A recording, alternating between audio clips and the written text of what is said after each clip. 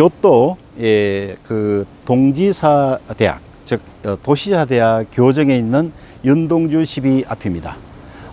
뒤에 이제 보이시는 이 윤동주 시비는 1995년 윤동주 시인 서거 50주년이 되던 해에 이 도시사 대학을 졸업한 이 한국인 교우의 클럽인 코리아 클럽에 의해서 건립이 되었습니다. 윤동주 시인은 1917년 12월 30일 출생을 했습니다. 그 윤동주 시인이 출생한 그 마을은요, 그 후에 윤동주 시인이 본인의 어떤 그런 여러 가지 진로라든지 또 생활에 많은 영향을 미친 그런 마을이었다고 볼 수 있죠. 즉 윤동주 시인이 태어난 중국의 그 북간도의 명동촌이라는 마을은 그 당시 기독교와 그 다음에 독립운동으로 아주 유명한 마을이었습니다. 여러분이 잘 아시는 그 이토 히로부미를 저격한 안중근 의사도 그 윤동주 시인이 태어난 그 명동촌에서 거사 준비를 한 것으로 알려져 있습니다. 그리고 그 명동촌은 이제 그 독립지사들을 배출한 그 학교가 있었는데요. 그 명동학교라 불렸습니다. 그 명동학교는 그 우리 독립운동가인 이상설 등이 주도해서 만든 학교였습니다. 근데 그 명동학교에서는 그 사실은 그 기독교, 즉 명동교회가 있고요. 그러니까 이 기독교 학교이면서 그 동시에 어떤 그런 이 독립운동 정신을 그 어릴 때부터 그 뭐랄까요, 가르치는 그런 하나의 어떤 독립지사들을 이렇게 배출하고자 하는 그런 목적을 가진 학교였다고 볼 수 있습니다. 그래서 우리 기록에 의하면 약 한 1200명 가량의 독립지사들이 그 학교를 졸업했다라고 했기도 합니다. 이 윤동주 시인은 그래서 이제 이 어릴 때부터 그 여러 가지 또 시작을 이렇게 하면서 또 이렇게 문학을 좋아했지만은 또 한편으로 이 운동도 아주 뛰어나고 또 뭐 여러 어떤 그런 이 잡기에 굉장히 능한 아주 이렇게 다재다능한 어떤 그런 소년으로 알려져 있습니다. 그 윤동주 시인의 아버지인 윤영석 그 옹은 그 학교의 교사였습니다. 그리고 윤동주 시인의 할아버지는 또 그 학교의 또 이사이자 또 교회의 장로였고요. 그러니까 바로 윤동주 시의 어떤 시인의 집안이 그 명동촌의 그 운영과 아주 밀접한 관련이 있었던 거죠. 윤동주 시인에게는 이제 그 사촌형이 있었는데요.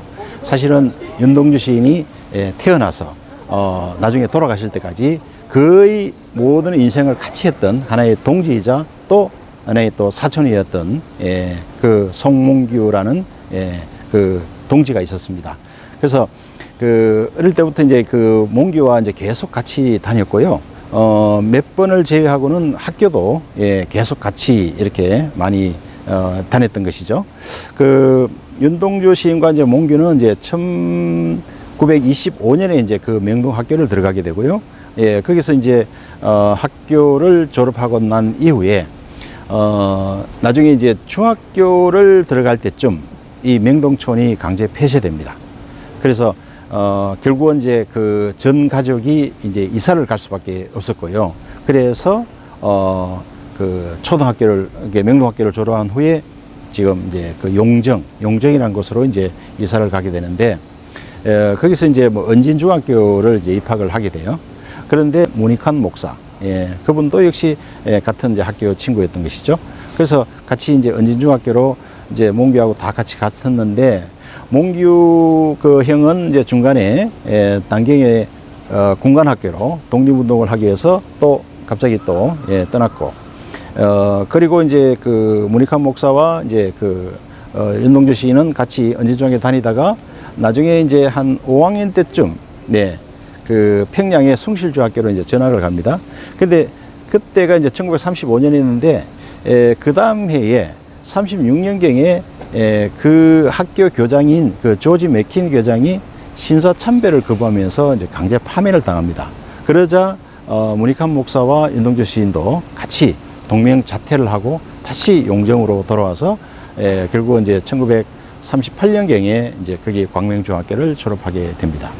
자, 그때 이제 그 윤동주 시인은 이제 그 다음 이제 그 어떤 진로를 두고 이제 많은 고민을 한 끝에 다시 서울로 이제 돌아가기로 그렇게 이제 결정을 내립니다. 마침 그때 그 동갑이자 사촌형인 몽규가 그 난경에서 다시 이제 그 용정으로 돌아왔기 때문에 서울로 와서 당시 서울의 연희전문에 이제 입학을 합니다. 연희전문은 이제 현재 연세대학교가 되겠죠. 그래서 연희전문에 들어와서 이제 그때부터는 이제 그 아주 시작에 몰두를 하게 되죠.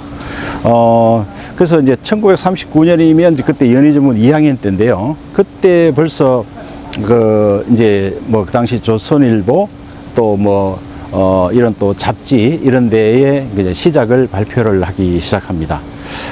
그때 이제 그 윤동주 시인이 만난 아주 그 어떤 뭐랄까요 어떤 시적인 그 이제 아주 그 친구를 만나게 되는데 실제로 이제 후배지만은 어떤 하나의 어떤 시적인 어떤 동지로서 이제 정병욱이라는 사람을 만나게 되죠.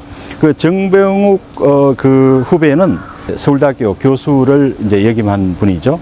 그 정병욱 교수와 이제 같이 그 하숙을 하면서 이제 공동으로 이제 이런 시작을 같이 활동을 많이 했다고 합니다. 그러다가 이제 1941년에 이제 연희전문을 졸업을 하게 되죠.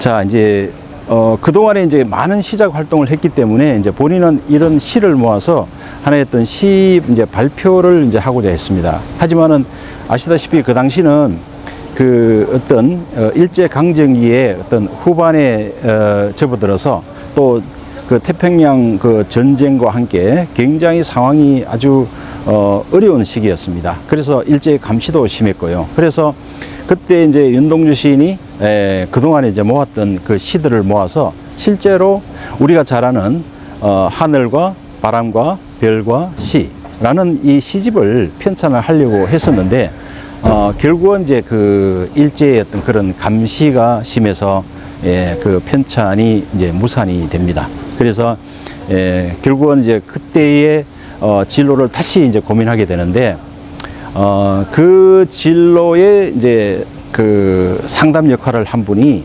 바로 윤동주 시인의 그 숙부였습니다.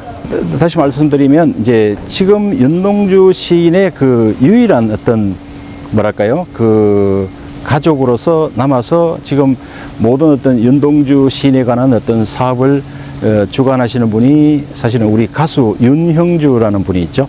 그 윤형주라는 분이 실제로 이제 윤동주 뭐 기념사업회 이제 이런 것을 이제 다 주관하고 있는데요. 그 윤형주 시인의 아버지 윤영춘옹이 그 동주 시인에게 일본 유학을 이제 권하게 됩니다. 사실은 이제 그 윤영춘옹은 일본의 메이지 대학을 졸업한 이미 이제 유학파였고요. 그래서 이런 신문물에 대한 또는 신문화에 대한 어떤 그런 이미 경험을 한 그런 이제 분으로서 이제 더 어떤 그런 새로운 어떤 그 뭐랄까요 앞으로의 어떤 그런 이제 그 인생을 위해서는 이제 유학을 이제 권하게 된 것입니다. 그래서 이제 윤동주 시인은 그동안에 자기가 모았던 그 시들을 후배인 정병욱에게 맡기고 이제 일본 유학길에 오르게 됩니다. 바로 1942년 이 교토로입니다. 그래서 교토로 와서 처음에 이제 이 교토에 이제 지금 그 당시 어떤 교토 제국대학을 지원하게 되죠. 당시에는 이제 일본이 1868년에 메이지 유신이 시작이 되고요. 그 다음에 1871년에 이제 문부성이 설립이 됩니다. 그러면서 1872년에 이 교육법이 새로 이제 제정이 되면서 이제 사학이 이제 가능하게 되었죠. 그래서 최초의 이제 그 국가의 인재를 양성하고자 하는 제국대학이 1877년에 동경에서 동경제국대학이 설립이 되었던 것입니다. 그 다음에 이제 20년 뒤인 1897년에 교토 제국대학이 이제 설립이 되었죠. 그래서 그 당시에 그래도 인재들은 전부 이제 제국대학을 우선적으로 희망을 했던 것입니다. 그래서 그 몽규와 이제 동주시는 이 교토 제국대학을 지원을 했습니다. 그때 이제 이 동주시는 안타깝게 이 교토 제국대학에 이제 떨어지게 됩니다. 그래서 몽규는 이제 교토 제국대학으로, 그 다음에 동주시는 동경에 있는立教 대학으로 이제 입학을 하게 됩니다. 자, 그런데 이제 그렇게 이제 당분간 이 몽규 형과 이제 이 동주 시인은 떨어져 지내게 되는데요. 그런데 이제 동주 시인이 이제 동경에서立教 대학을 다니던 중에 그곳에서 결국은 또 한글 시를 쓰다가 또 그 경찰에 적발이 되게 됩니다. 그래서 결국은 그 경찰의 감시 때문에 다시 이제 이 1942년 10월에 이쪽 그 동지사 대학으로 영문과로 편입을 하게 된 것입니다. 예, 지금 이제 이 두 시비가 나란히 이렇게 놓여져 있죠. 오른쪽에는 윤동주 시비, 왼쪽에는 이제 정지용 시비입니다. 그래서 이 지금 이 두 분의 이제 시가 이렇게 이제 시비가 나란히 놓여져 있는데요. 이렇게 된 것도 사실은 이 두 분의 어떤 그런 관계가 아주 각별하다고 생각합니다. 왜냐하면 이제 이 두 분은 서로 이제 이 도시아 영문과의 선후배 관계이죠. 정지용 시인이 선배이고 윤동주 시인은 이제 후배가 되겠죠. 하지만은 그 두 분이 서로 만난 적은 없다고 했습니다.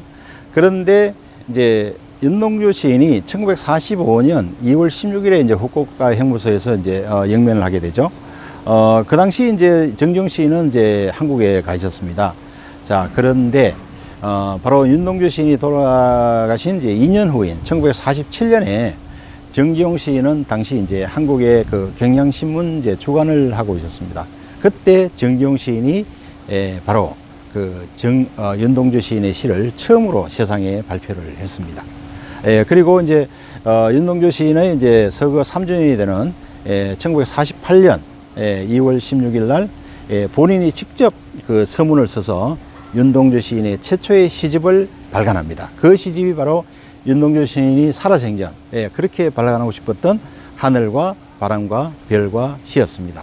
그래서 두 분이 이런 도시사대학의 영문과 선후배 관계로서 서로 만난 적이 없지만은 나중에 정말 윤동주 시인의 어떤 시를 이 세상에 알리고 윤동주 시인을 또 세상에 알린 그 역할을 한 분이 바로 이 선배인 정지용 시인이었다, 이렇게 말할 수 있습니다.